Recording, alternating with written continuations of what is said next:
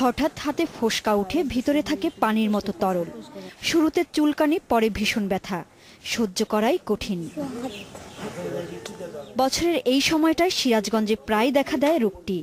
এবারও আক্রান্ত হয়েছে শাহজাদপুর, কামারখন্দ ও উল্লাপাড়া।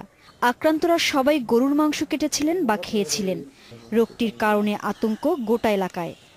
একটা পোলাবান খেলতেছে, এক বাসা থেকে আরেক বাসা পোলাবান যাইতেছে, যাতে একত্রভাবে খেললে আরেকজন হতো, সেই ভয়তে মনে করেন আমার ভয় লাগে। আমার পরিবারে 3 জন খাইছি, এ পর্যন্ত হয় নাই, কিন্তু এখন আতঙ্কায় আছে যদি হয়।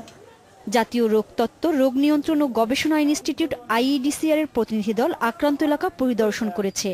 মেডিকেল টিম গঠন করে গবাদি পশুকে অ্যানথ্রাক্স বা তরকার টিকা দেওয়ার পাশাপাশি জনগণকেও সচেতন করার চেষ্টাও চলছে।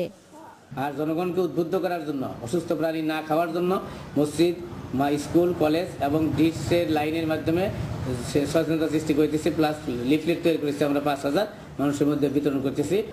তরকার নমুনা দেখা গেলেও চিকিৎসা নিতে বলেছেন সিভিল সার্জন। বলেছেন সতর্ক থাকলেই এই রোগ থেকে দূরে থাকা সম্ভব। এই অ্যানথ্রাক্সের প্রয়োজনীয় চিকিৎসা স্বাস্থ্য বিভাগ দিচ্ছে, এটা নিয়ে আতঙ্কিত হওয়ার কিছু নাই।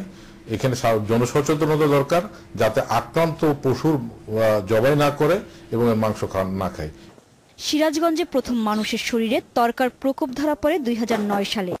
এরপর থেকে সেখানে আক্রান্ত হয়েছে প্রায় 550 জন। তবে আক্রান্ত কারো মৃত্যুর উদাহরণ নেই বলে জানিয়েছে স্বাস্থ্য বিভাগ। Independent news.